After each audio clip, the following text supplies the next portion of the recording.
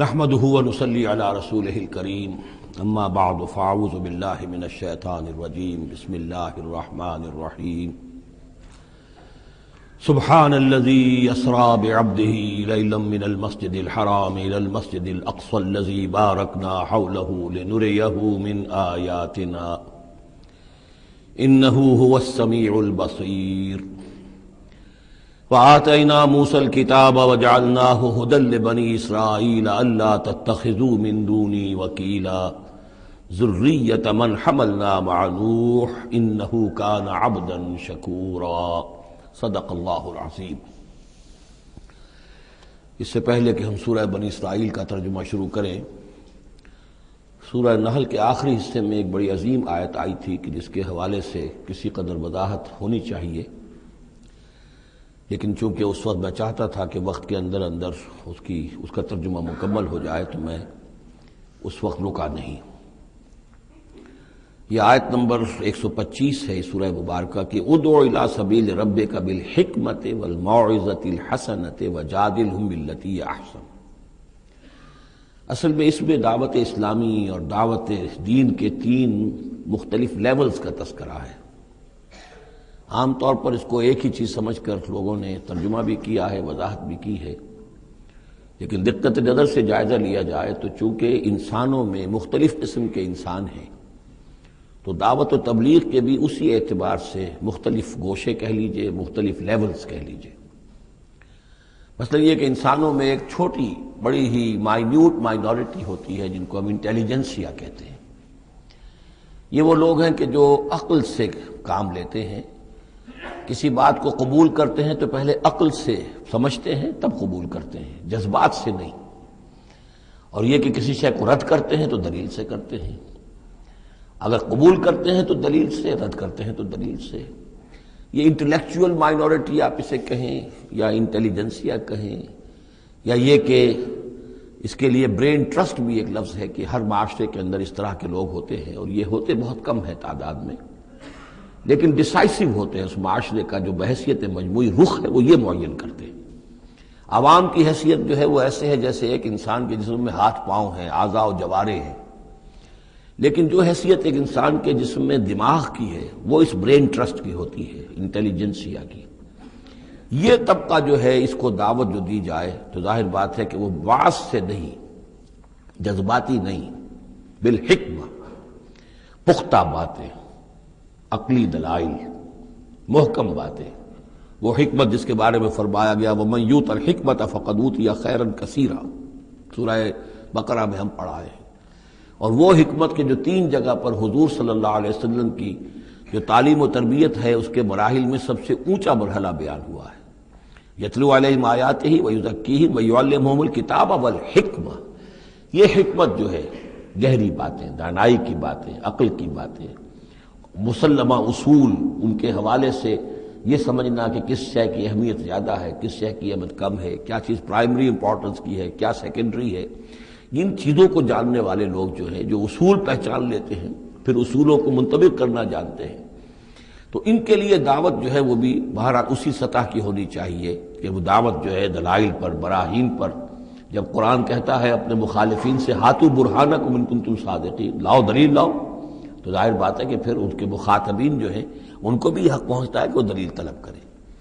اب اس کے لیے ظاہر بات ہے کہ وہی شخص یہ کام کر سکتا ہے جو خود اپنی ذہنی سطح کے اعتبار سے کافی بلند ہو چکا ہو، جس کا اپنا شعور بہت پختہ ہو چکا ہو۔ جب تک کہ وہ خود حکیم نہ ہو تو حکمت کے ساتھ دعوت کیسے دے گا؟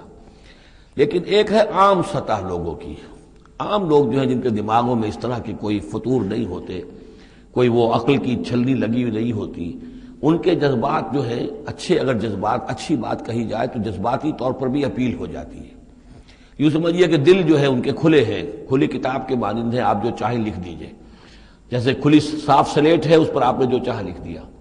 ایسے لوگوں کے لیے یہ ہے کہ موعظۃ الحسنہ، ایک بات جو ہے اچھی بات ہو، خلوص سے ساتھ کہی جائے، وہ شخص یہ محسوس کرے کہ جو بات یہ کہہ رہا ہے مجھ پر دھونس نہیں جمانا چاہتا، اپنے علم کا روب نہیں ڈالنا چاہتا، بلکہ یہ در حقیقت میری خیر خواہی کی وجہ سے، مجھ سے نفرت نہیں کرتا، میری تحقیر نہیں کر رہا ہے، جو یہ مجھ سے کہہ رہا ہے وہ خلوص سے کہہ رہا ہے۔ از دل خیزت بر دل ریزت، دل سے بات نکلے گی اور دل پہ جا اترے گی.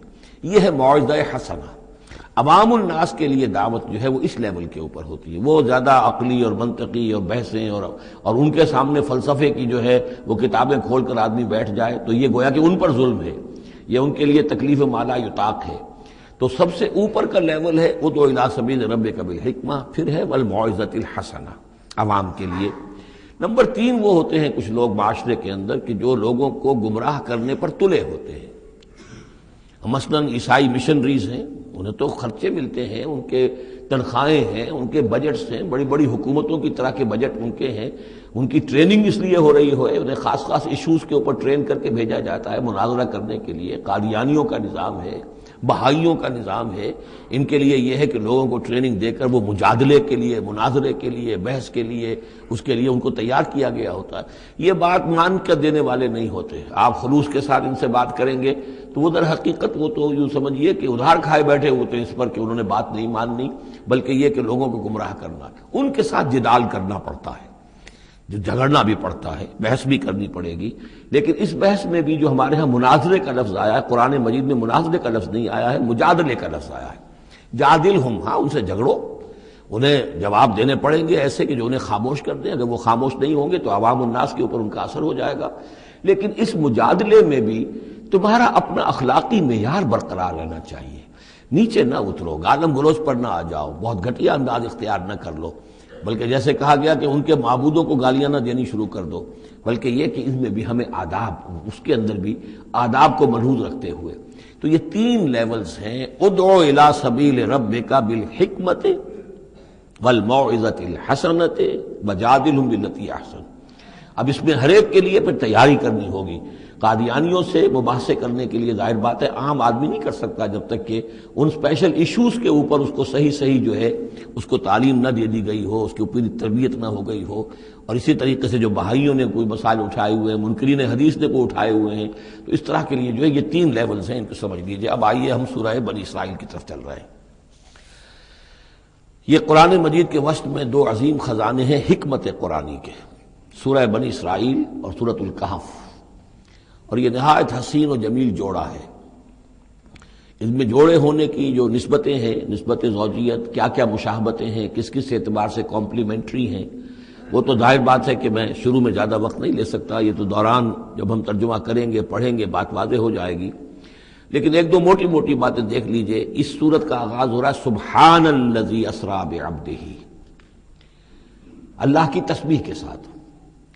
سورہ کہف شروع ہوگی الحمدللہ الذی انزل علی عبدہ الکتاب.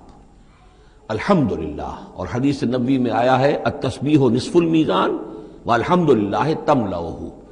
نظام جو میزان معرفت خداوندی ہے وہ آدھی ہو جاتی ہے تسبیح سے، سبحان اللہ کہنے سے، اور پر ہو جاتی ہے الحمدللہ کہنے سے. یہ دونوں مل کر گویا کہ معرفت خداوندی کا جو بھی انسان کے پاس ہو سکتا ہے اثاثہ اور جو پونجی ہو سکتی ہے اس کی تکمیل ہو جاتی ہے. یہ ہم آگے چل کر المسبحات میں اس مضمون پر تفصیلی گفتگو کریں گے.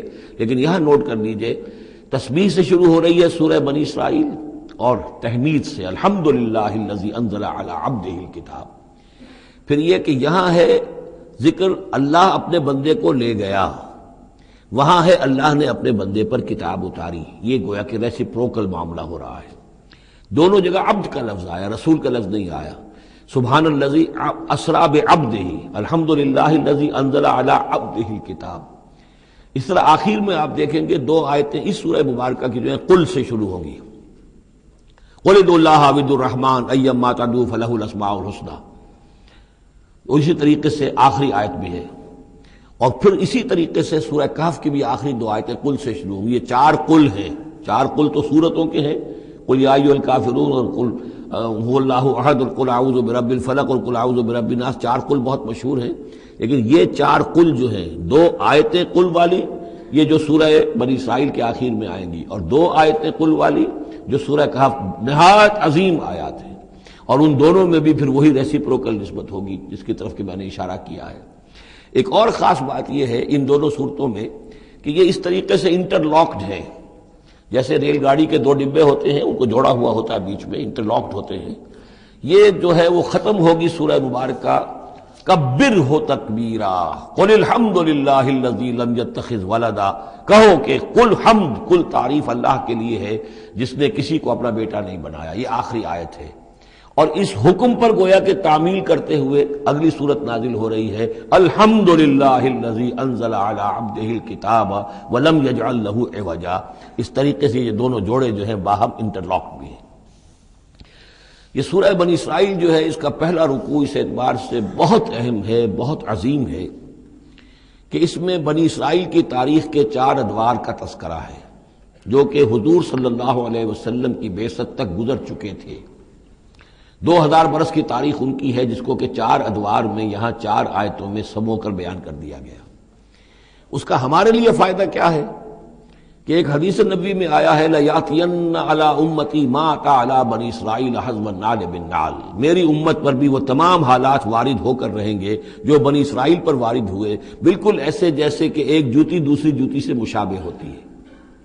جوتیوں کا جوڑا زمین پر رکھا ہو تو آپ کو مختلف نظر آئیں گے، جوتیوں کے رخ جو ہیں وہ مختلف ہوں گے پنجوں کے حساب سے، لیکن اگر ان کے تلووں کو جوڑ دیں گے تو معلوم ہوگا کہ ان میں کوئی فرق نہیں ہے۔ تو اسی طریقے سے 4 ادوار امت مسلمہ، امت محمد صلی اللہ علیہ وسلم کی تاریخ کے گزر چکے ہیں۔ تو گویا کہ اپنے آپ کو سمجھنے کے لیے بھی یہ آئینہ جو ہے ان آیات میں جو تاریخ بنی اسرائیل کا آ رہا ہے وہ بہت مفید ہے۔ چنانچہ اس پر میں نے آج سے کوئی سن 74 کی بات ہے، تو اب سمجھ لیجئے کہ اب 24 برس ہونے کو آ رہے ہیں یا 23 برس تو ہو ہی چکے ہیں۔ میں نے مضمون لکھا تھا، وہ پھر پہلے تو اب چھپتا ہے چھوٹی شکل میں، وہ کتابچہ ہے تنظیم اسلامی کا تاریخی پس منظر، اور اس کے بعد ایک بڑی کتاب بھی اب آ چکی ہے، سابقہ اور موجودہ مسلمان امتوں کا ماضی، حال اور مستقبل، اردو میں وہ کتاب بھی موجود ہے جو اس موضوع پر ہے۔ لیکن اس ضمن میں جو کچھ مجھ پر کھلا ہے وہ در حقیقت ان آیات کے حوالے سے اور اس حدیث کی کنجی سے، وہ حدیث جو ہے گویا کہ وہ ایک کنجی کی حیثیت رکھتی تھی جس سے کہ میں نے ان آیات میں جو خزانہ مضمر ہے علم کا اور معرفت کا اور معلومات کا، اس کو میں نے کھولا ہے اللہ کے فضل و کرم سے۔ اب جو ہے انگریزی میں بھی یہ کتابچہ جو ہے چھوٹا بھی موجود ہے، rise and fall of the Muslim امہ، اور دوسری طرف انگریزی میں اب دوسری کتاب کی بھی ترجمانی آ گئی ہے، لیسنز فرام ہسٹری، اور وہ سب کے سب جیسا کہ میں نے عرض کیا یہاں سے ماخوذ ہے۔ سبحان الذی اسری بعبدہ لیلا من المسجد الحرام الی المسجد الاقصی، پاک ہے وہ ذات کہ جو لے گئی راتوں رات اپنے بندے کو صلی اللہ علیہ وسلم مسجد الحرام سے، یعنی مکہ مکرمہ خانہ کعبہ کے پاس سے، الی المسجد الاقصی، دور کی مسجد کی طرف، یعنی یروشلم، بیت مسجد اقصی جو کہ قبلہ رہا ہے بنی اسرائیل کا، الذی بارکنا حولہ، جس کے ماحول کو ہم نے بابرکت بنایا ہے۔ یہ بابرکت اس اعتبار سے بھی ہے کہ بہت ہی یعنی دنیاوی اعتبار سے بھی بہت زرخیز علاقہ ہے، بہت اچھی آب و ہوا ہے، اور اس اعتبار سے بھی کہ یہاں سینکڑوں نبی آئے ہیں، حضرت ابراہیم کا مدفن بھی وہیں ہے، حضرت ابراہیم کا مسکن وہ رہا ہے، بہت سے انبیاء وہاں رہے ہیں، اور یہ جو مرکز رہا ہے یروشلم کا، ہیکل سلیمانی، یہ نہ معلوم کتنے نیک لوگ جو ہے یہاں رہے ہیں اور یہاں پر عبادتیں ہوتی رہی ہیں، تو وہ پورا ماحول جو ہے روحانی اعتبار سے بھی مادی اعتبار سے بھی بڑا بابرکت ہے۔ یہ اشارہ ہو رہا ہے معراج کے سفر کی طرف، جس کے 2 حصے ہیں، ایک حصہ زمینی اور ایک حصہ پھر آسمان کی طرف۔ زمینی حصہ یہ ہے کہ مسجد حرام سے اور مسجد اقصی یروشلم تک حضور کو لے جایا گیا، اور اس کے بعد پھر وہاں سے جو ہے اسینٹ، جو اوپر اٹھنا جو ہے آسمانوں کی طرف کا سفر جو ہے وہ شروع ہوا ہے۔ قرآن مجید میں یہاں صرف اس پہلے حصے کا ذکر کیا ہے، اور اس کا خاص سبب کیا ہے؟ اس کا سبب یہ ہے کہ اب گویا کہ اعلان ہو رہا ہے کہ محمد الرسول اللہ صلی اللہ علیہ وسلم کو اللہ تعالیٰ ان دونوں دین کے جو توحید کے عظیم مراکز تھے ان کا متولی بنا رہا ہے، محمد کو اور ان کی امت کو صلی اللہ علیہ وسلم وعلی اصحابہ الصلاۃ والسلام۔ اس حوالے سے آپ کو وہاں لے جایا گیا، وہاں تمام انبیاء کرام ان کی ارواح وہاں جمع ہوئیں، جو بھی ان کو اللہ تعالیٰ نے اس کو جسد دیے ہوں گے، مثالی جسد دیے جن حقیقتوں کو ہم نہیں جان سکتے، یہ تمام جو ہے پھر متشابہات میں آ جائے گا۔ وہاں حضور نے ان کی امامت کی، پھر وہاں سے آسمان کی طرف آپ کے سفر کا جو ہے وہ عروج کا، معراج کا سفر شروع ہوا ہے۔ اس کا ذکر قرآن مجید میں اس دوسرے حصے کا جو ہے وہ پھر سورۃ النجم میں آئے گا مختصر طور پر، یہاں صرف اس کے زمینی حصے کا ذکر ہے۔ سبحان الذی اسری بعبدہ لیلا من المسجد الحرام الی المسجد الاقصی الذی بارکنا حولہ لنریہ من آیاتنا۔ تاکہ ہم دکھائیں اسے اپنے بندے کو محمد کو صلی اللہ علیہ وسلم اپنی آیات۔ انہ هو السمیع العلیم، یقیناً سمیع البصیر، یقیناً وہی اللہ ہے سب کچھ سننے والا، سب کچھ دیکھنے والا۔ اب اس کے بعد وہ جو مرکز تھا وہاں پر، چونکہ بنی اسرائیل کی تاریخ کا وہ مرکز رہا ہے، حضرت سلیمان علیہ السلام نے اس کو تعبیر کیا تھا، تو اب ان کی تاریخ کا حوالہ شروع ہو رہا ہے۔ وآتینا موسیٰ الکتاب، اور ہم نے موسیٰ کو کتاب دی تھی یعنی توراۃ۔ وجعلناہ ھدی لبنی اسرائیل، اور ہم نے اسے بنایا تھا ہدایت نامہ، رہنمائی بنی اسرائیل کے لیے۔ وہ ھدی للناس اس معنی میں نہیں تھی کہ تمام نوع انسانی کے لیے ہو، بلکہ وہ در حقیقت بنی اسرائیل کے لیے ہدایت نامہ۔ وجعلناہ ھدی لبنی اسرائیل اللہ تتخذوا من دونی وکیلا، اور اس کی تعلیم کا لب لباب اور خلاصہ، توحید کا اصل جو جوہر ہے، مغز ہے، وہ کیا ہے؟ اللہ کے سوا کسی کو کارساز نہ سمجھو، مت پکڑو کسی اور کو میرے سوا کارساز، کسی پر تمہارا بھروسہ، کسی پر توکل نہ ہو میرے سوا۔ یہ توحید کا لب لباب ہے، خلاصہ ہے۔ ذریۃ من حملنا مع نوح، اے وہ لوگوں جو اولاد ہو ان کی جن کو ہم نے اٹھایا تھا نوح کے ساتھ، سوار کیا تھا کشتی میں نوح کے ساتھ۔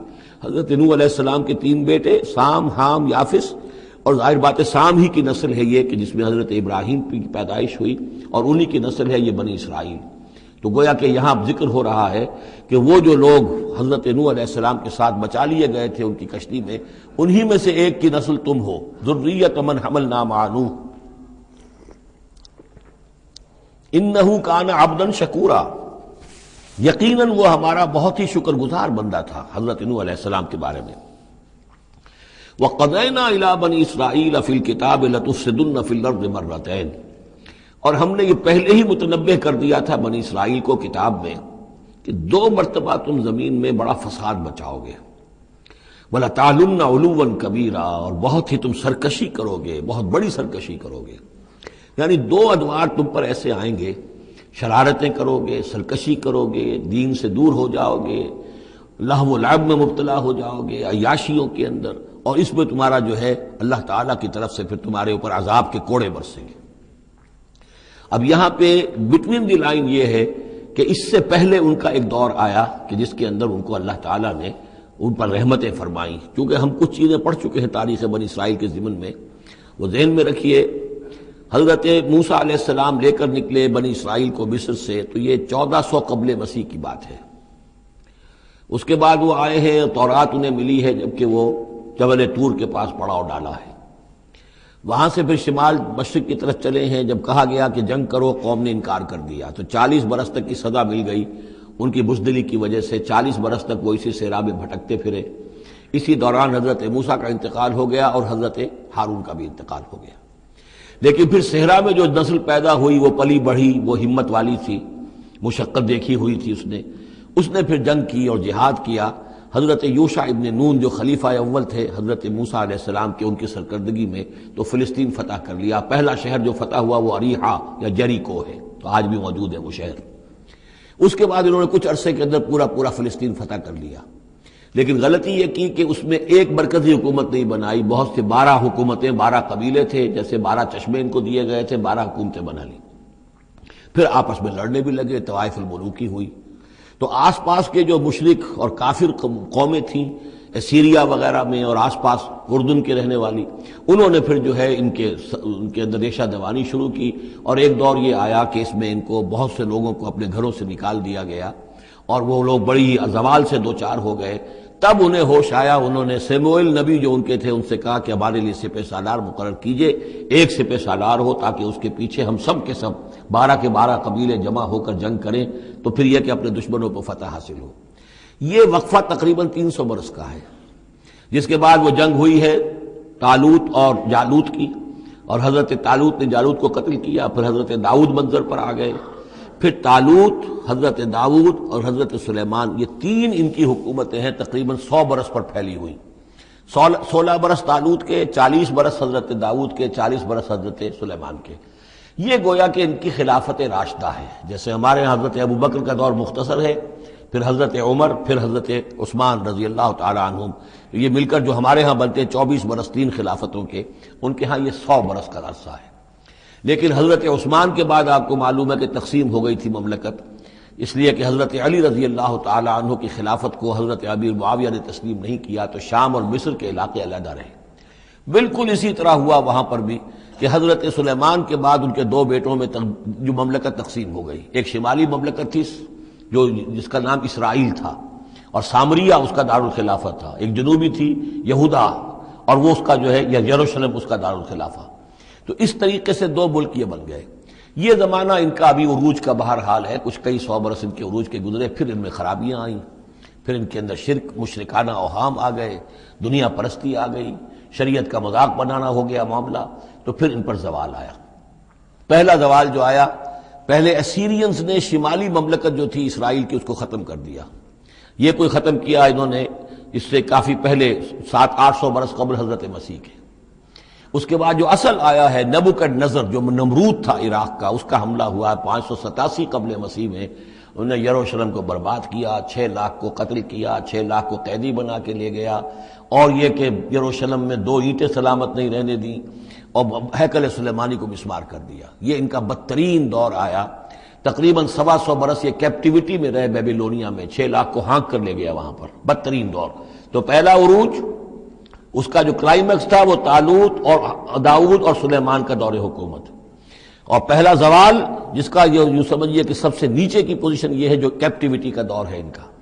اس کے بعد حضرت عزیر علیہ السلام ان میں آئے، اللہ نے بھیجا، انہوں نے دعوت اصلاح توبہ کی بنیادی کی، پھر یہ لوگ کچھ ٹھیک ہوئے۔ ادھر یہ کہ ایران نے حملہ کیا تھا عراق پر اور ان کو آزاد کر دیا تھا کہ جاؤ تم، کہ خورس نے، ذوالقرنین نے، کہ تم جاؤ اور جا کر اپنا شہر دوبارہ آباد کر لو، تو یہ پھر آ گئے، حضرت عزیر کے ساتھ ہو کر آئے ہیں۔ تو یہ تقریباً 458 قبل مسیح میں پھر یہ دوبارہ آئے ہیں۔ تو یہ سمجھیے کہ 125 برس تک یہ جو شہر ہے اجڑا پڑا رہا ہے۔ اسی دوران میں حضرت عزیر کو اللہ تعالیٰ نے 100 برس کے لیے سلائے بھی رکھا ہے، وہ موت ان پر طاری کر دی تھی جو سورہ بقرہ میں ہم پڑھ کر آئے ہیں۔ یہ سارے واقعات کو آپ یوں سمجھ لیجئے کہ یہ علیحدہ علیحدہ ٹکڑے جو ہم نے پڑھے ان کو جوڑ لیجئے۔ بہرحال پھر ان کے اندر یہ کہ ایک نیکی کی تحریک چلی، پھر ان کے اندر لوگوں نے توبہ کی، پھر اللہ نے انہیں دوبارہ ایک عروج عطا کیا، مکابی سلطنت قائم ہوئی، اور وہ جہاں تک دنیاوی حدود ہیں، زمینی حدود، وہ حضرت سلیمان کی مملکت سے بھی بڑی تھی۔ یہ ان کا دوسرا دور عروج ہے۔ لیکن پھر ان کے اندر زوال آیا، پھر خرابی آئی، پھر وہی دنیا پرستی، وہی عیاشیاں، وہی بدماشیاں، وہی مشرکانہ اوہام۔ اس کے نتیجے میں پھر ان پر جو کوڑے پڑے ہیں وہ پہلے تو پڑے ہیں یونانیوں کے ہاتھوں، سکندر مقدونی نے پہلے فتح کیا ان کو، پھر سلیوکس جو اس کا اس سے سالار تھا وہ ان پر حکمران رہا ہے۔ اس کے بعد یہ ہے کہ پھر رومنز آ گئے، رومنز نے ان کو فتح کر لیا، ان کی حکومتیں چلتی رہیں۔ یہ دوسرا دور ہے۔ اس دور میں پھر یہ ہے کہ رومنی کے ہاتھوں سن 70 عیسوی میں دوبارہ یروشلم تباہ و برباد ہوا، 1,33,000 یہودی ایک دن میں قتل کیے، پھر دوبارہ وہ ٹیمپل یا ہیکل سلیمانی جو دوبارہ تعمیر کر لیا تھا حضرت عزیر کے بعد، پھر وہ مسمار کر دیا گیا، اور وہ آج تک مسمار پڑا ہوا ہے۔ اور گویا کہ حضور صلی اللہ علیہ وسلم کی بعثت کے وقت 500 برس ہو چکے تھے اس کو مسمار ہوئے ہوئے۔ سن 70 عیسوی میں وہ مسمار ہوا، اور 571 میں حضور کی پیدائش ہے، یعنی آپ کی پیدائش بھی پورے 500 برس بعد ہوئی ہے، جبکہ یہ رومیوں کے ہاتھوں ہیکل سلیمانی تباہ و برباد کر دیا گیا تھا۔ یروشلم میں پھر کوئی متنفس نہیں رہا، لیکن یہ کہ بعد میں جو ہے اس کے اندر ان کو یہاں سے نکال باہر کیا گیا، ان کا ڈائسپورا شروع ہو گیا۔ وہ ڈائسپورا اس صدی کے شروع میں ختم ہوا ہے، وہ پھر میں بعد میں بات کروں گا۔ یہ ساری داستان بڑی اہم ہے، اس لیے کہ یہ سابقہ امت مسلمہ ہے، یہ وہ امت مسلمہ ہے جس کے ہاں 1400 برس تک نبوت رہی، جس کے ہاں 3 کتابیں نازل ہوئی ہیں، جن کے بارے میں قرآن میں 2 جگہ ہے کہ یا بنی اسرائیل اذکروا نعمتی التی انعمت علیکم وانی فضلتکم علی العالمین، میں نے تمام جہان والوں پر تمہیں فضیلت دی ہے۔ تو اسی طریقے سے پھر ان کو معزول جب کرنے کے بعد ہم سامنے آئے ہیں تو حضور نے بتایا وہی کچھ تم پر بھی ہوگا اور وہی کچھ ہم پر بھی ہوا ہے۔ ہمارا بھی پہلا عروج عربوں کی زیر قیادت تھا، پھر زوال آیا، پہلے پٹائی ہوئی کروسیڈرز کے ہاتھوں، پھر جو پٹائی ہوئی ہے، بڑی پٹائی جو ہوئی ہے وہ ہوئی ہے پھر ہلاکو اور چنگیز کے ذریعے سے، فتنہ تاتار۔ اس کے بعد پھر جو ہے وہ قیادت بدل گئی، عربوں کی قیادت کے بجائے ترکوں کی قیادت آ گئی۔ وہ وہی لوگ جنہوں نے لاکھوں کروڑوں مسلمان قتل کیے پھر وہ ایمان لے آئے، اسلام لے آئے، انہی کے ذریعے یہ مختلف حکومتیں بنی، ترکان تیموری اور ترکان صفوی اور ترکان سلجوقی اور ترکان عثمانی۔ لیکن اس کے بعد پھر ان پر بھی زوال آیا، وہ ہم نے دیکھ لیا اس صدی میں گریٹ اوٹومان امپائر جو ہے اس صدی کے شروع میں ختم ہو گئی، اور ہم پر بھی جو دوسرا جو دور آیا عذاب کا وہ یورپ کی قوموں کے ذریعے سے آیا، کہیں انگریز آ گئے، کہیں فرانسیسی آ گئے، کہیں اطالوی آ گئے، کہیں اسپینیئرز آ گئے، کہیں ڈچ آ گئے، تو جیسے کہ یہودیوں پر بھی دوسرا عذاب جو آیا تھا وہ گریکس اور رومنز کے ہاتھوں، اسی طریقے سے مسلمانوں پر بھی دوسرا زوال کا دور جو آیا ہے وہ یورپین کولونیل پاورز کے ہاتھوں آیا۔ ہم نے یہ طے کر دیا تھا، پہلے ہی سنا دیا تھا بنی اسرائیل کو کہ تم اپنی تاریخ میں 2 مرتبہ بہت فساد مچاؤ گے اور بہت سرکشی کرو گے۔ فَإِذَا جَاءَ وَعْدُ أُولَاهُمَا، جب ان دونوں میں سے پہلے وعدے کا وقت آ گیا، بَعَثْنَا عَلَيْكُمْ عِبَادًا لَنَا أُولِي بَأْسٍ شَدِيدٍ، ہم نے تم پر مسلط کر دیے اپنے ایسے بندے جو بڑی سخت جنگ کرنے والے، بڑے سخت جنگجو تھے۔ فَجَاسُوا خِلَالَ الدِّيَارِ، تو وہ تمہاری آبادیوں میں، ملکوں میں گھس گئے۔ وَكَانَ وَعْدًا مَفْعُولًا، اور وہ وعدہ جو اللہ کا تھا وہ پورا ہو کر رہا۔ یعنی جب تم شرارت کرو گے، جب تم دین سے برگشتہ ہو جاؤ گے، جب تم اللہ کی کتاب کو اور اللہ کے قانون کو جو ہے وہ مذاق اور ہنسی بنا لو گے، تو پھر تم پر ہمارے عذاب کے کوڑے پڑیں گے۔ یہ میں بتا چکا ہوں، پہلے یہ کوڑے آئے اسیرینز کے ہاتھوں جنہوں نے ختم کر دیا اسرائیلی مملکت کو، پھر یہ آئے نیبوکڈنیزر کے ہاتھوں، بیبیلونینز کے ہاتھوں، جس نے کہ یروشلم کو بھی برباد کیا، 6 لاکھ کو قتل کیا، 6 لاکھ کو ساتھ لے گیا اور ہیکل سلیمانی مسمار کر دیا۔ ثم رددنا لکم الکرۃ علیہم، پھر ہم نے تمہاری باری لوٹائی ان پر، پھر اللہ تعالیٰ نے ان کو پھر ایک مرتبہ پھر وہ دی سہارا دیا، چاہے وہ سہارا ایرانیوں کی وجہ سے ہوا کہ خورس یا سائرس ذوالقرنین، اس نے اب عراق پر حملہ کیا اور پھر یہاں پہ ان کو اجازت دے دی کہ تم چلے جاؤ اور جا کر اپنا شہر دوبارہ آباد کر لو، تو یہ واپس آئے۔ ثم رددنا لکم الکرۃ علیہم، پھر ہم نے تمہاری باری لوٹائی دی ان پر، وامددناکم، اور تمہاری مدد کی، بے اموال کے ذریعے سے بھی، وبنینا، اور اولاد بیٹوں کے ذریعے سے بھی، وجعلناکم اکثر نفیرا، اور پھر ہم نے تمہیں بنا دیا ایک کثیر تعداد والی قوم، تم پھلے پھولے پھر ایک بڑی پراسپرس قوم بن گئے۔ ان احسنتم احسنتم لانفسکم، تم نے اگر کوئی بھلائی کمائی تو اپنے نفس کے لیے بھلائی کمائی، اپنے لیے کمائی، اپنے فائدے کے لیے۔ وَإِنْ أَسَأْتُمْ فَلَهَا، اور اگر کوئی برا کام کیا تو وہ بھی اپنے لیے کیا، اس کا وبال تم پر دنیا میں بھی آیا اور آخرت میں بھی اس کا عذاب آئے گا۔ فَإِذَا جَاءَ وَعْدُ الْآخِرَةِ، جب وہ دوسری مرتبہ کی وہ سرکشی اور تمرد اور شیطنت تمہاری اور تمہارا جو ہے دین سے برگشتگی کا دور آیا، تو دوسرے وعدے کا وقت آیا، لِيَسُوءُ وُجُوهَكُمْ، یہاں وہ الفاظ محذوف سمجھیے، بَعَثْنَا عَلَيْكُمْ عِبَادًا لَنَا أُولِي بَأْسٍ شَدِيدٍ، وہ گویا کہ الفاظ یہاں ریپیٹ نہیں کیے گئے، دوبارہ پھر ہم نے تمہارے اوپر ایسے زوردار لوگوں کو مسلط کیا، لِيَسُوءُ وُجُوهَكُمْ، تاکہ وہ تمہارے چہروں کو بگاڑ دیں، تمہارے حلیے بگاڑ دیں۔ وَلِيَدْخُلُوا الْمَسْجِدَ كَمَا دَخَلُوهُ أَوَّلَ مَرَّةٍ، اور وہ داخل ہوں مسجد میں، یعنی مسجد اقصیٰ میں، ہیکل سلیمانی میں، جیسے کہ وہ داخل ہوئے تھے پہلی مرتبہ، جیسے بے حرمتی کی تھی بیبیلونینز نے بیت المقدس کی اور ہیکل سلیمانی کی، ایسی ہی بے حرمتی پھر کی ہے ٹائٹس رومی نے سن 70 عیسوی میں اس ہیکل کی بھی، اور ہیکل کو مسمار کر دیا۔ لِيَدْخُلُوا الْمَسْجِدَ كَمَا دَخَلُوهُ أَوَّلَ مَرَّةٍ وَلِيُتَبِّرُوا مَا عَلَوْا تَتْبِيرًا، اور یہ کہ تباہ و برباد کر دے ہر اس شے کو جس کے اوپر بھی ان کو اختیار اور قبضہ حاصل ہو جائے۔ عَسَىٰ رَبُّكُمْ أَن يَرْحَمَكُمْ، یہ دور گزر چکے 2000 برس، یعنی ان کا سیکنڈ جو سمجھیے کہ زوال کی انتہا تھی وہ چلی آ رہی تھی 500 برس سے محمد الرسول اللہ صلی اللہ علیہ وسلم کی بعثت کے وقت تک، ایک عروج، ایک زوال، پھر عروج، پھر زوال، اور زوال کو 500 برس ہو گئے تھے جبکہ حضور کی بعثت ہوئی اور یہ قرآن نازل ہوا۔ ان حالات میں کہا جا رہا ہے عسیٰ ربکم ان یرحمکم، تمہارا رب اب بھی تم پر رحم فرمانے کو تیار ہے، ممکن ہے کہ تمہارا رب تم پر رحم کرے۔ وَإِنْ عُدْتُمْ، اگر تم نے وہی روش اختیار کی، وہی کفر کیا، وہی حق کو ماننے سے انکار کیا اور اعراض کیا، عدنا، پھر ہم وہی کچھ کریں گے جو ہم نے پہلے کیا تھا۔ وَجَعَلْنَا جَهَنَّمَ لِلْكَافِرِينَ حَصِيرًا، اور ہم نے کافروں کے لیے جہنم کو تو باڑا بنا رکھا ہے، جیل تو بنا رکھی ہے ہم نے جو ان سب کا احاطہ کر لے گی، جس طرح کہ جانوروں کے باڑے میں بند کر دیا جاتا ہے، اسی طریقے سے قید خانہ ہم نے تیار کر رکھا۔ آخرت کا قید خانہ تو ہے ہی، اس دنیا میں بھی تم پر عذاب کے کوڑے برسیں گے۔ ان ھذا القرآن یہدی للتی ہی اقوم، دیکھو اب یہ قرآن جو ہم نازل کر رہے ہیں اپنے بندے محمد پر صلی اللہ علیہ وسلم، یہ گویا کہ اب شاہ درا ہے، اللہ کی رحمت میں داخل ہونا ہے تو اس سے داخل ہونا ہوگا، اس کو مانو تو تمہارے لیے اللہ کی رحمتوں کے دروازے پھر کھل جائیں گے۔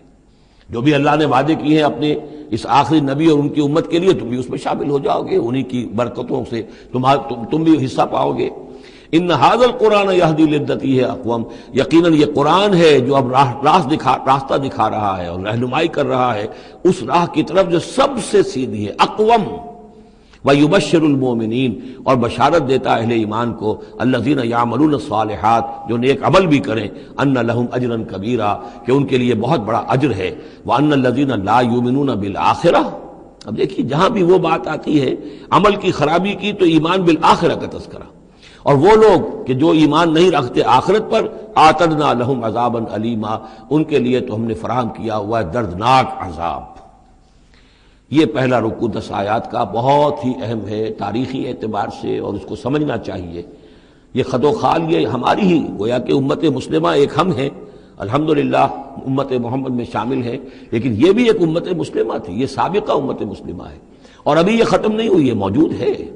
اگر ڈپوزڈ ہے، معزول کر دی گئی ہے، وہ دوسری بات ہے، اور تقریباً 2000 برس سے یہ بڑے سختیوں کے اندر تھی، لیکن اب تقریباً 100 برس سے یہ ابھر کر آ گئی ہے، اور یوں سمجھیے کہ اب 2 پتنگیں اوپر چڑھ رہی ہیں۔ ایک سابقہ امت مسلمہ کی 1917 سے چڑھنی شروع ہوئی، بالفور ڈکلریشن، 1948 میں اسرائیل بن گیا، 1967 میں اسرائیل کی جو توسیع ہو گئی، 1991 میں آپ کو معلوم ہے کہ جو اس کا اربوں میں ایک ہی دشمن ہو سکتا تھا جس سے اسے خطرہ تھا، عراق، اس کا برکس نکال دیا گیا۔ اب وہ اس پورے علاقے کے اندر تو ایک اتنی بڑی طاقت ہے کہ کسی عرب ملک کے اندر یہ جرت نہیں ہے کہ وہ اسرائیل کا مقابلہ کر سکے۔ لیکن یہ کہ امت مسلمہ میں بھی رینائسنس شروع ہوا ہے، یہ بھی اپنے انتہائی زوال کو پہنچ چکی تھی اس صدی کے آغاز میں۔ پہلی جنگ عظیم کے بعد جب سلطنت عثمانیہ ختم ہوئی، خلافت ختم ہو گئی 1924 میں، تو اس کے بعد سے یہاں بھی ایک رینائسنس شروع ہو چکا ہے۔ یہاں بھی پھر آزادی کی تحریکیں چلیں، پھر جو ریوائیول کی تحریکیں، احیائی تحریکیں، جماعت اسلامی کی تحریک، اخوان کی تحریک، مظلومی پارٹی، اسی طریقے سے جو ایران میں تھے فدائی، یہ تحریکیں چل رہی ہیں۔ تو اس کو بھی جاننا بہت ضروری ہے کہ یہ جو صدی ہماری گزری ہے، اب ختم ہو رہی ہے، اس صدی کے دوران ہمارا ایک زوال کا عمل بھی چل رہا تھا، اور ایک یہ کہ ایک نئی ترقی کی طرف بھی ہم آگے بڑھے ہیں رفتہ رفتہ۔ یہ دونوں پروسیس سائیڈ بائی سائیڈ، مرج البحرین یلتقیان بینہما برزخ لا یبغیان، یہ دونوں عمل چل رہے ہیں۔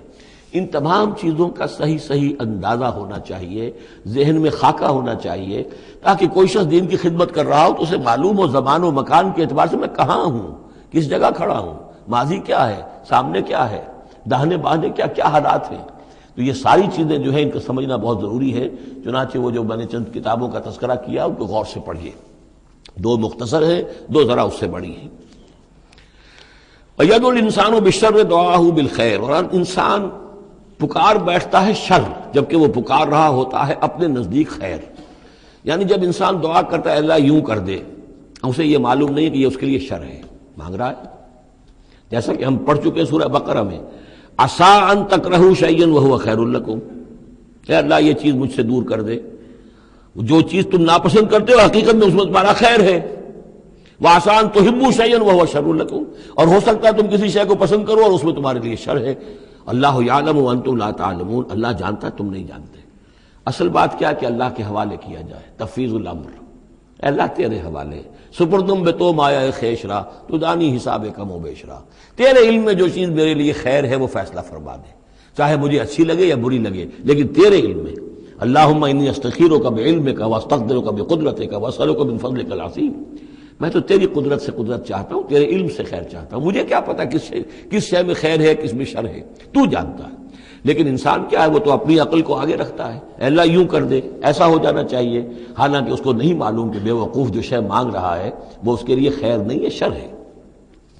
وَيَدْعُو الْإِنسَانُ بِالشَّرِّ دُعَاءَهُ بِالْخَيْرِ، اور انسان مانگ بیٹھتا ہے اپنے لیے شر جبکہ وہ مانگ رہا ہوتا ہے اپنے تئیں، اپنے خیال میں، اپنے ذوق میں خیر۔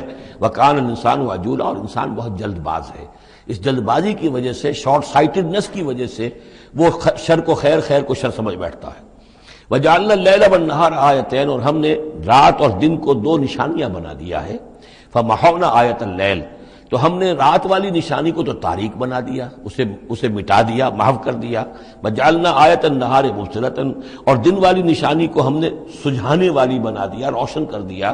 لتبتغوا فضلا من ربکم، تاکہ اس روشنی کے اندر تم اپنے رب کا فضل تلاش کرو، تمہاری جو معاشی جد و جہد ہے اس کے لیے بھاگ دوڑ کر سکو.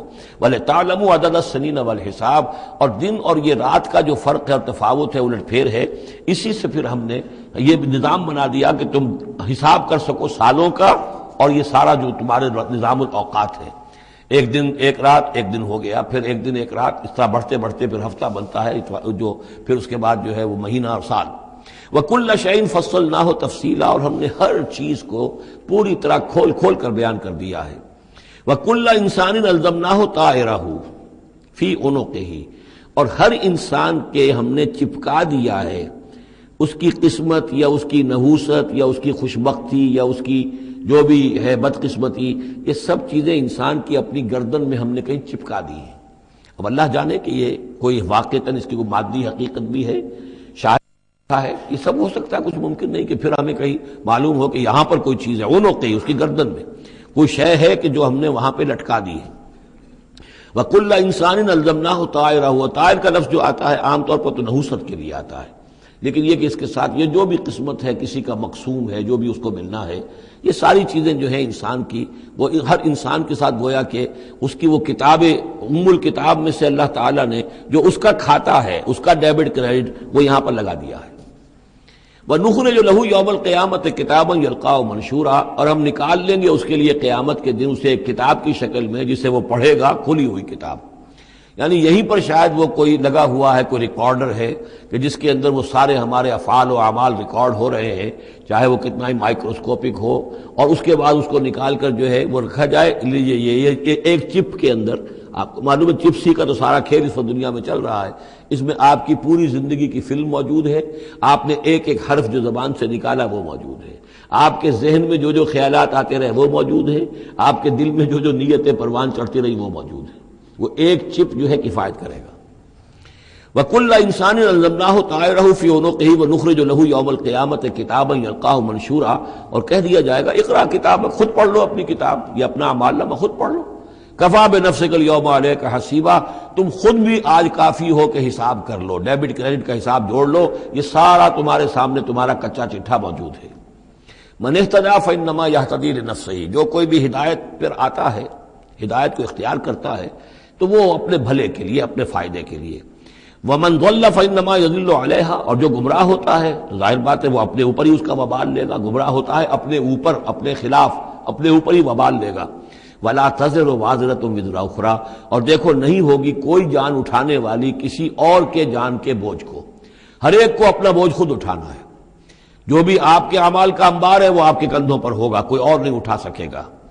وما كنا معذبين حتى نبعث رسولا ومن ضل ولا تزر وازرة وزر اخرى وما كنا معذبين حتى نبعث رسولا. یہ میں نے پہلے بھی حوالہ دیا تھا. آج یہ اللہ کی سنت رہی ہے کہ کسی قوم کے اوپر عذاب ہلاکت، عذاب استیصال، چھوٹے عذاب تو آتے رہتے تھے، لیکن یہ کہ بڑا عذاب جس سے کہ قوم کو نسیہ منسیہ کر دیا جائے، جیسے قوم نوح اور قوم ہود اور قوم صالح پر آئے وغیرہ، ان کے بارے میں اللہ کا قانون یہ ہے کہ جب تک رسول کو نہ بھیج دیا جائے، رسول حق کا حق ہونا واضح نہ کر دے، کوئی اشتباہ نہ رہے، حق مبرہن ہو جائے، اتمام حجت ہو جائے. رسلا مبشرین و منذرین لئلا یکون للناس علی اللہ حجت بعد الرسل، پھر اس کے بعد عذاب آتا تھا.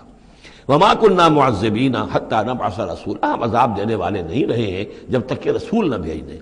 وَإِذَا أَرَدْنَا أَن نُهْلِكَ قَرْيَةً أَمَرْنَا مُتْرَفِيهَا، اور جب ہم فیصلہ کر لیتے تھے کہ کسی بستی کو یا کسی علاقے کے رہنے والوں کو ہلاک کرنا ہے تو پھر ہم کھلی چھوٹ دیتے تھے اس کے جو مرفہ الحال لوگ ہوتے تھے، دولت والے، پیسے والے، ان کی رسی دراز کرتے تھے. فَفَسَقُوا فِيهَا، وہ خوب ادھم مچاتے تھے، فسق و فجور، لہو و لعب، عیاشیاں، بدماشیاں، اس کا بازار گرم کر دیتے تھے.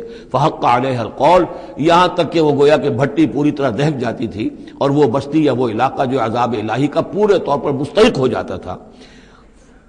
وَحَقَّ عَلَيْهَا الْقَوْلُ فَدَمَّرْنَاهَا تَدْمِيرًا، تو پھر ہم اسے، اس بستی کو اکھاڑ کر پٹخ دیتے تھے، اللہ کی طرف سے عذاب آ جاتا تھا.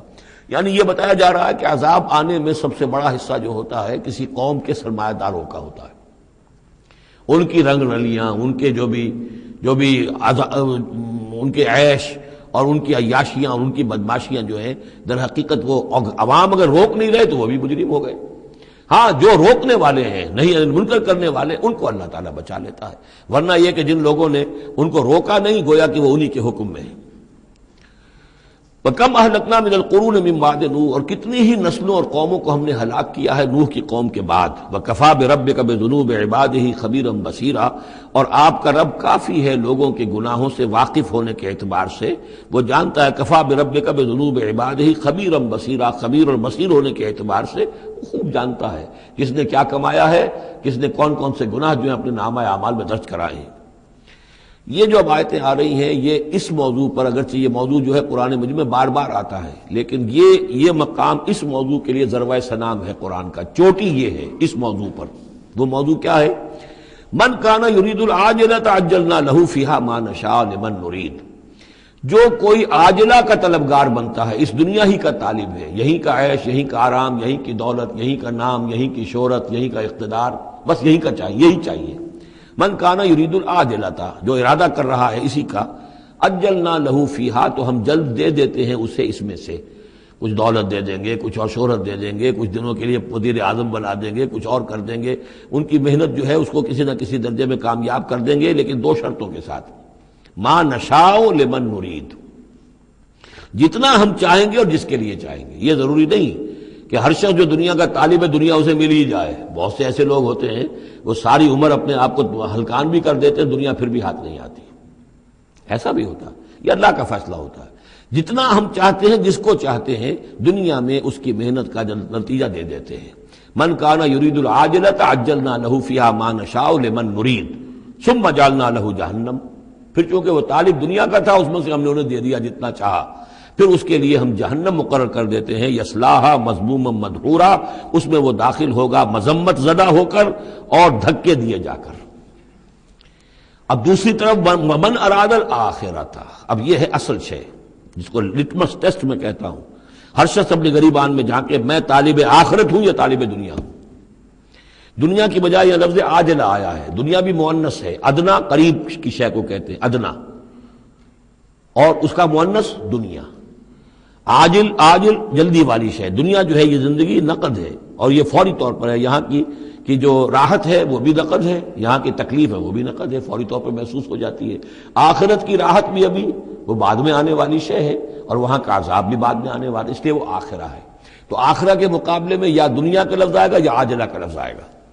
من کان یرید العاجلۃ عجلنا لہ فیہا ما نشاء لمن نرید ثم جعلنا لہ جہنم یصلاھا مذموما مدحورا ومن اراد الآخرۃ وسعی لہا سعیہا وہو مومن، جو آخرت کا طالب ہو اور صرف کہنے میں نہ ہو، بات کرنے میں زبانی کلامی نہ ہو، بلکہ یہ کہ واقعتاً اس کے لیے ویسی محنت کرے جیسی کہ آخرت کے لیے کرنی چاہیے، یہ شرط عین ہے۔ وسعی لہا سعیہا، اس دنیا کے لیے کتنی بھاگ دوڑ کرتے ہو، اس کے ساتھ ذرا مقابلہ کرو، آخرت اس کے مقابلے میں کتنی قیمتی ہے، کتنی بھاگ دوڑ اس کے لیے ہونی چاہیے۔ وسعی لہا سعیہا وہو مومن، ایمان بھی رکھتا ہو اور اس کے لیے ویسی محنت کرے جیسی کہ اس کے لیے کی جانی چاہیے۔ فَأُولَٰئِکَ کَانَ سَعْیُہُم مَشْکُورًا، یہ وہ لوگ ہوں گے کہ جن کی سعی جو ہے اللہ تعالیٰ کے ہاں اس کی قدر کی جائے گی، قدر افزائی کی جائے گی۔ اللہم ربنا اجعلنا منہم، کافی کٹھن مقام ہے، آسان نہیں ہے، بڑی شرطیں ہیں جو اللہ نے لگائی ہیں۔ ومن اراد الآخرۃ وسعی لہا سعیہا وہو مومن فاولئک کان سعیہم مشکورا اللہم ربنا اجعلنا منہم کلا نمد ہؤلاء وہؤلاء من عطاء ربک۔ باقی یہ کہ اس دنیا کی زندگی میں تو ہم مدد پہنچا رہے ہیں ان کو بھی اور ان کو بھی، اہل ایمان کو بھی، طالب آخرت کو بھی، طالب دنیا کو بھی دے رہے ہیں۔ جب ہم نے امتحان کے لیے یہاں رکھنا ہے تو راشن تو دینا ہی ہے، کھانے پینے کے لیے تو مجرموں کو بھی اور مومنوں کو بھی اور مسلموں کو بھی کچھ نہ کچھ دینا ہے، سبسسٹنس تو ہمارے ذمے ہے۔ یہ تیرے رب کی عطا میں سے ہے، وما کان عطاء ربک محظورا، اور آپ کے رب کی عطا جو ہے وہ روکی نہیں جا سکتی۔ یعنی مسلمان یہ چاہیں کہ کافروں کو کچھ نہ دیا جائے، یہ نہیں، یہاں کا معاملہ ہم نے کھلا چھوڑا ہوا ہے۔ اس میں یہ کہ آپ چاہیں انہیں کچھ نہ ملے، وہ یہ آپ کی بات پوری نہیں ہوگی۔ انظر کیف فضلنا بعضهم علی بعض، دیکھو کیسے ہم نے بعض کو بعض پر فضیلت دی ہے، دنیا میں مال و اسباب میں دی ہے، ذہنی صلاحیتوں میں دی ہے، اور مختلف اعتبارات سے فضیلتیں دی ہیں۔ وَلَلْآخِرَةُ أَكْبَرُ دَرَجَاتٍ وَأَكْبَرُ تَفْضِيلًا، لیکن آخرہ جو ہے وہ درجے کے اعتبار سے اور فضیلت کے اعتبار سے بہت بڑی ہوگی۔ یہاں کتنا فرق پڑ جائے گا، کوئی محل میں رہ رہا ہے، کوئی کٹیا میں رہ رہا ہے۔ اچھا وہ 20 سال رہ لے گا محل میں، یہ 20 سال رہ لے گا کٹیا میں، کتنا فرق پڑ گیا۔ لیکن وہاں جو ہے ہمیشہ ہمیش کے لیے رہنا ہے، روح و ریحان و جنت نعیم، جنات عدن میں، یا ہمیشہ کے ہمیشہ رہنا ہے جہنم کے اندر، وہ کتنا فرق ہوگا۔ یہاں کا کیا فرق ہے؟ کچھ بھی نہیں، مرنا اسے بھی ہے اسے بھی ہے، چاہے اس کے لیے بڑے سے بڑے ڈاکٹر موجود ہیں اور یہ کہیں پہ جا کے علاج کرا لے، موت اس کو بھی آئے گی، موت اس کو بھی آ جائے گی۔ زیادہ یہ اسے حسرت رہے گی کہ میں علاج نہیں کرا سکا، بس اللہ خیر صلی اللہ، لیکن کیا سب جن کو جو علاج کرا سکتے ہیں ان سب کو شفا ہو جاتی؟ کتنے ہی ہے لاکھوں روپیہ خرچ کر کے آتے ہیں، اس کے بعد بھی وہ شفا تو نہیں ہوتی۔ لا تجعل مع اللہ الہا آخر، اللہ کے ساتھ کسی اور کو الہ نہ بناؤ۔ فتقعدا، پھر تمہیں بیٹھ رہنا پڑے گا مذموما مخذولا، مذمت زدہ ہو کر اور اللہ کی جناب سے بے توفیق بنا کر۔ اللہ تعالیٰ جو ہے خذلان الہی، مخذولا، بے یار و مددگار چھوڑ دے گا۔ پھر اس کے بعد یہ دو رکوع جو ہیں یہ بہت اہم ہیں، جیسا کہ میں نے عرض کیا تھا، یہ حضرت عبداللہ ابن عباس رضی اللہ تعالیٰ عنہما کے نزدیک یہ تورات کی تعلیم کا نچوڑ ہے، 10 commandments، the Quranic version of 10 commandments۔ تورات میں جو احکام عشرہ آئے تھے اس کا یہ قرآنک ورژن ہے جو یہاں پر آ رہا ہے۔ اس کا خلاصہ ہم پہلے پڑھ چکے ہیں سورہ انعام کے آخری حصے میں، یہاں ذرا وہی باتیں ہیں کہ ذرا تفصیل سے آئی ہیں۔ وَقَضَىٰ رَبُّكَ أَلَّا تَعْبُدُوا إِلَّا إِيَّاهُ، تیرے رب نے فیصلہ کر دیا ہے کہ نہیں پوجو گے سوائے اس کے کسی کو۔ وَبِالْوَالِدَيْنِ إِحْسَانًا، اور اللہ کے اور والدین کے ساتھ احسان، نیک سلوک۔ یہ چوتھا مقام آ گیا جہاں کہ اللہ، تیسرا مقام آیا ہے، چوتھا مقام سورہ لقمان میں آئے گا، اللہ کے حقوق کے فوراً بعد والدین کے حقوق۔ اما یبلغن عندک الکبر، اگر پہنچ ہی جائیں وہ دونوں بڑھاپے تک تمہارے پاس، احدہما، وہ اکیلے، کوئی ایک ان میں سے، او کلاہما، یا دونوں، یعنی والدین اس بڑھاپے کی اور ضعیفی کی عمر کو پہنچ گئے، یا والد فوت ہو گئے والدہ ضعیفی کی عمر کو پہنچ گئی، یا والدہ فوت ہو گئی والد ضعیفی کی عمر کو پہنچ گئے، یا دونوں کے دونوں ضعیفی کی عمر کو پہنچ گئے۔ اما یبلغن عندک الکبر احدہما او کلاہما فلا تقل لہما اف، تو انہیں اف تک مت کہو، جھڑکنا نہیں، ولا تنہرہما، ان کو جھڑکو مت، وقل لہما قولا کریما، ان سے بات کرو نرمی کے ساتھ، ادب کے ساتھ۔ کسی وقت ان کی بات ٹالنی بھی پڑ جاتی ہے، ابا جان یہ بات تو میں نہیں کر سکتا، میری مجبوری ہے، لیکن سختی کے ساتھ نہیں، ایسی بات نہ ہو کہ جس سے ان کا دل دکھے کہ آج یہ میرے سامنے سینہ تان کر بات کر رہا ہے، کل یہی تھا وہ جو چھوٹا چھوٹا سا لپٹتا تھا میری ٹانگوں میں آ کر، اور وہ یہی ہے جسے میں گود میں لیے پھرتا تھا، یہ دل دکھے نہ۔ وَاخْفِضْ لَهُمَا جَنَاحَ الذُّلِّ مِنَ الرَّحْمَةِ، یہ آگے آپ جو میں نے کہا تھا والدین کے لیے بھی اپنے بازوؤں کو، کندھوں کو عاجزی کے ساتھ ان کے سامنے جھکا کر رکھو، سینہ تان کر بات نہ ہو ان سے، بات جب بھی ہو معلوم ہو کہ جھکے ہوئے ہیں، ان کا ادب کر رہے ہیں۔ وَقُلْ رَبِّ ارْحَمْهُمَا كَمَا رَبَّيَانِي صَغِيرًا، اور دعا کیا کرو کہ اے میرے رب ان پر رحم فرما دونوں پر، جیسے کہ انہوں نے ہمیں پالا، مجھے پالا جبکہ میں چھوٹا سا تھا، میں تو سب سے زیادہ ضعیف تھا، کمزور تھا، میرے لیے غذا کا، میرے آرام کا، مجھے تکلیف ہو تو تڑپتے یہ تھے، تو اے پروردگار اب ان کے احسانات کا میں کیا بدلہ چکا سکتا ہوں، میں تجھ ہی سے درخواست کرتا ہوں کہ جو کچھ احسانات انہوں نے مجھ پر کیے ہیں تو ان کو، ان کے طفیل، تو ان کی خطائیں بخش دے اور ان پر رحم فرما۔ وَقُلْ رَبِّ ارْحَمْهُمَا كَمَا رَبَّيَانِي صَغِيرًا رَبُّكُمْ أَعْلَمُ بِمَا فِي نُفُوسِكُمْ، تمہارا رب واقف ہے خوب جو کچھ تمہارے دلوں میں ہوتا ہے۔ ان تکونوا صالحین فإنہ کان للأوابین غفورا، اگر تم واقعی نیک ہوگے تو یقیناً اللہ تعالیٰ تم میں سے جو واقعی اللہ کی طرف رجوع کرنے والے ان کے لیے غفور ہے۔ اس میں اشارہ ہے کسی وقت بوڑھے والدین، جیسے کہ ہم پڑھ آئے کہ لا یعلم من بعد علم شیئا، وہ کبھی بچوں کی سی آتے نوت کر آتی ہیں، پھر کبھی وہ ایسی باتیں کہتے ہیں کہ جو نہیں کی جا سکتی، کہیں روکنا بھی پڑتا ہے، ٹوکنا بھی پڑتا ہے، لیکن یہ کہ اگر مجبوراً کہیں ایسی بات کرو اور کرو ادب کے ساتھ، سختی نہ ہو، تو پھر یہ کہ اللہ تعالیٰ جانتا ہے تمہاری نیت کو، کہ تم اگر اپنے والدین کی یہ بات نہیں مان پا رہے ہو، تمہاری مجبوری ہے، وہ تم جانتے ہو، اللہ تعالیٰ کے علم میں ہے، تو اللہ غفور اور رحیم ہے۔ وَآتِ ذَا الْقُرْبَىٰ حَقَّهُ، اور قرابت داروں کو بھی ان کا حق ادا کرو، والمسکین، اور مسکین کو، وابن السبیل، اور مسافر کو، ولا تبذر تبذیرا، اور نام و نمود کے لیے اپنی دولت مت اڑاؤ۔ تبذیر جو ہے اسراف سے بہت بڑا جرم ہے۔ اسراف یہ ہے کہ ضرورت میں ضرورت سے زائد خرچ کیا جائے، کھانا آپ کی ضرورت ہے، وہ کھانا ایک سالن روٹی سے بھی آپ کی غذا پوری ہو سکتی ہے، لیکن 4 کھانے، یہ اسراف ہے۔ کپڑا آپ کی ضرورت ہے لیکن وارڈروب بھری ہوئی ہے کپڑوں سے، یہ اسراف ہے۔ جتنے آپ کے لیے لازم ہے، ضروری ہے، وہ رکھیے۔ اور تبذیر یہ ہے کہ بلا ضرورت خرچ کرنا، صرف نام و نمود کے لیے، اپنی دولت کی نمائش کے لیے، شادیوں پر خرچ ہو رہا ہے اور کس قدر ہو رہا ہے، دھوم دھڑکتا ہے، کوئی اس کی ضرورت نہیں ہے۔ یہ ہے تبذیر۔ ولا تبذر تبذیرا، اپنی دولت کو نام و نمود کے لیے مت اڑاؤ۔ ان المبذرین کانوا اخوان الشیاطین، یقیناً یہ مبذرین جو ہیں، یہ فضول خرچی کرنے والے، بیکار دولت اڑانے والے اپنی دولت کی نمائش کے لیے، یہ شیطانوں کے بھائی ہیں۔ یہ کیوں ہے؟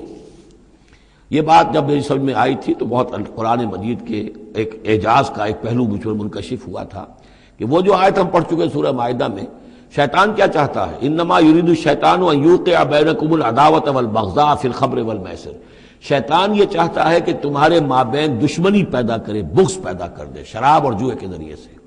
وہی بغض اور دشمنی جو ہے وہ اس سے پیدا ہوتی ہے کہ کسی سیٹھ صاحب کی بیٹی کی شادی ہے اور اس پر جو کچھ ہو رہا ہے، وہ جو پوری کوٹھی جو ہے وہ بنی ہوئی ہے، بقعۂ نور بنی ہوئی ہے اور دھوپ دھڑ رہا ہے۔ اچھا اسی سیٹھ صاحب کا کوئی شوفر بھی ہوگا، کوئی پہرے دار ہوگا، کوئی مالی ہوگا، کوئی اس کا خانسامہ ہوگا، اس کی بچی شاید بوڑھی ہو رہی ہو، اس کے ہاتھ پیلے نہیں ہو رہے ہیں، کیا ہوگا اس کے دل میں؟ کیا چھریاں نہیں چل رہی ہوں گی اس کے دل میں؟ کیا پھر محبت پیدا ہوگی یا نفرت پیدا ہوگی؟ پھر تو ایسا ہوگا کہ جب اس کا داؤ چلے گا، یہ پیٹ پھاڑے گا اپنے اس سیٹھ کا اور لے کر جائے گا۔ یہ ہے وہ دشمنی ڈالنے والی بات، تبذیر جو ہے، جس سے کہ دشمنی پیدا ہوتی، طبقاتی شعور پیدا ہوتا ہے، ہیوز اور ہیو ناٹس کے درمیان ایک جو خلیج ہے وہ زیادہ سے زیادہ جو ہے گہری اور چوڑی ہوتی چلی جاتی ہے۔ وَكَانَ الشَّيْطَانُ لِرَبِّهِ كَفُورًا، اور یقیناً شیطان اپنے رب کا بہت ہی ناشکرا تھا۔ وَإِمَّا تُعْرِضَنَّ عَنْهُمْ ابْتِغَاءَ رَحْمَةٍ مِّن رَّبِّكَ تَرْجُوهَا، اور اگر تمہیں اعراض کرنا ہی پڑ جائے ان سے، یعنی قرابت دار ہے، کوئی اور آپ سے کوئی سائل آ گیا ہے، کوئی اور ہے جو آپ سے کوئی مدد چاہ رہا ہے، اگر آپ کو اعراض کرنا ہی پڑ جائے، کیوں؟ ابتغاء رحمت من ربک ترجوہا، کہ خود تم اپنے رب کی رحمت کے ابھی امیدوار ہو، یعنی اس وقت تمہارے پاس کچھ نہیں ہے، تم بھی امید میں ہو کہ اللہ تعالیٰ تمہیں بھی نواز دے، تمہارے پاس کچھ نہیں ہے، تو اگر اپنے قرابت داروں سے یا ان سے اعراض کرنا پڑ رہا ہے، فَقُلْ لَهُمْ قَوْلًا مَيْسُورًا، تو بات ان سے وہ کرو کہ جو بڑی نرم ہو، شرافت کے ساتھ، انہیں جھڑکو نہیں۔ وَلَا تَجْعَلْ يَدَكَ مَغْلُولَةً إِلَىٰ عُنُقِكَ، اور نہ تو اپنے ہاتھ کو باندھ لو اپنی گردن کے ساتھ، یہ اصل میں کنایا ہے، استعارہ ہے بخل سے، کہ ہاتھ بندھا ہوا ہے، اس ہاتھ سے کچھ نکل ہی نہیں سکتا، کسی کو کچھ خیر جو ہے وہ مل ہی نہیں سکتا۔ وَلَا تَبْسُطْهَا كُلَّ الْبَسْطِ، اور نہ ہی ہاتھ کو کھول دو پورا کا پورا، یعنی یہ کہ بسا اوقات انسان کے اندر نیکی کا جذبہ اتنا جوش کھاتا ہے کہ سب کچھ اللہ کی راہ میں دے کر خود فقیر ہو جائے، یہ بھی نہیں، بلکہ یہ کہ ایک اعتدال کی رعایت ہونی چاہیے۔ فَتَقْعُدَ مَلُومًا مَحْسُورًا، ایک وقت میں جذبات کے رو میں آ کر تو یہ سب کچھ کر بیٹھے، اور بعد میں تم جو ہے بیٹھے رہو گے الزام کھائے ہوئے اور ہارے ہوئے، اور پھر ہو سکتا ہے کہ الٹا یہ خیال ہو کہ کیا حماقت میں کر بیٹھا، مجھے جو ہے ذرا اس میں اعتدال کی روش اختیار کرنی چاہیے تھی۔ اس میں بسا اوقات ایسا ہوتا ہے کہ انسان یہ سمجھتا ہے کہ یہ غریب آدمی میرا رشتہ دار جو ہے، میں اس کی کسی نہ کسی طریقے سے اب اس کے حالات بگڑے ہوئے ٹھیک کر ہی دوں، لہذا وہ اپنی امکانی حد تک مدد کر رہا ہے، لیکن حالات ٹھیک نہیں ہو رہے اس کے، تو فرمایا ان ربک یبسط الرزق لمن یشاء ویقدر، یہ جو ہے کسی شخص کے اوپر رزق کا کشادہ ہو جانا اور کسی کے اوپر رزق کی تحقیق ہو جانا، یہ تمہارے اختیار میں نہیں ہے، یہ تیرے رب کے اختیار میں ہے، اللہ کے اختیار میں ہے، لہذا اپنا سا فرض ادا کرو جو تم کر سکتے ہو، معقول طریقے سے، معتدل طریقے سے، متوازن طریقے سے وہ کرو، تم یہ نہ سمجھو کہ تم کسی کے حالات کو بدلنے پر قادر ہو۔ ان ربک یبسط الرزق لمن یشاء ویقدر، یقیناً یہ تو تیرا رب ہی ہے کہ جو کھول دیتا ہے رزق جس کے لیے چاہتا ہے، کشادہ کر دیتا ہے، اور تنگ کر دیتا ہے جس کے لیے چاہتا ہے۔ انہ کان بعبادہ خبیرا بصیرا، یقیناً وہ اپنے بندوں کے حق میں اپنے بندوں سے پوری طرح باخبر ہے اور ان کے حالات کو دیکھ رہا ہے۔ ولا تقتلوا اولادکم خشیۃ املاق، اور اپنی اولاد کو قتل مت کرو مفلسی کے اندیشے سے۔ اب یہ جو ہمارے ہاں برتھ کنٹرول کی پوری تحریک ہے پوری دنیا میں، اور مالتھوس صاحب کے زمانے سے جو تحریک چلی تھی، اور یہ کنٹرول جو ہے آبادی کا، پاپولیشن کنٹرول، تو اگرچہ ہم یہ تو نہیں کہہ سکتے کہ اس کی ساری شکلیں حرام مطلق ہیں، بعض شکلیں اس کی جائز ہیں، اور اس کے لیے ہم صرف یہ کہہ سکیں گے کہ وہ مکروہات میں شامل ہیں، لیکن یہ کہ ایک تحریک کی حیثیت سے در حقیقت یہ نفی ہے ایمان کی۔ اللہ پر توکل نہیں ہے، اللہ کے رازق ہونے پر بھروسہ نہیں ہے، اپنے حساب کتاب کو جوڑ رہے ہو، تمہیں کیا پتا اللہ کے خزانے کون کون سے ہیں؟ ابھی کچھ عرصے پہلے ہمیں پتہ ہی نہیں تھا کہ سمندر کے اندر سے کیا کچھ غذا نکل آئے گی اور کتنی عمدہ غذا ہوگی. یہ گوشت جو آپ کو سمندر سے ملتا ہے یہ کس قدر عمدہ ہے صحت کے لیے.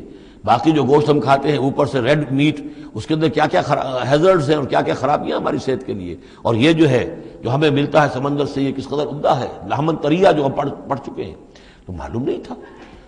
اسی اعتبار سے جان لیجئے کہ تم اپنی اولاد کو قتل نہ کرو، اگرچہ جو بھی یعنی یوں سمجھیے کہ کنٹراسیپٹیو میتھڈ جو ہیں اس کے اوپر قتل کا اطلاق تو نہیں ہوگا. البتہ یہ کہ اگر باقاعدہ ایبارشن ہوتی ہے تو وہ تو یقیناً قتل ہی کے زد میں آئے گی. وَلَا تَقْتُلُوا أَوْلَادَكُمْ خَشْيَةَ إِمْلَاقٍ نَحْنُ نَرْزُقُهُمْ وَإِيَّاكُمْ، ہم ہی ان کو بھی رزق پہنچائیں گے اور تمہیں بھی ہم دیتے ہیں. تم سمجھتے ہو کہ تمہیں رزق خود اپنے ذریعے سے مل رہا ہے، یہ رزق ہم نے ہے جو تمہیں دیا ہے.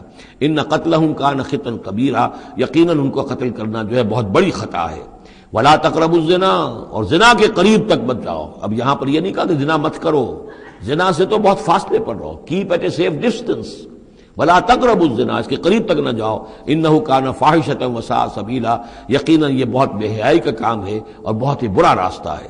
وَلَا تَقْتُلُوا النَّفْسَ الَّتِي حَرَّمَ اللَّهُ إِلَّا بِالْحَقِّ، اور مت قتل کرو اس جان کو، انسانی جان کو جسے اللہ نے محترم ٹھہرایا ہے مگر حق کے ساتھ. حق کیا ہے؟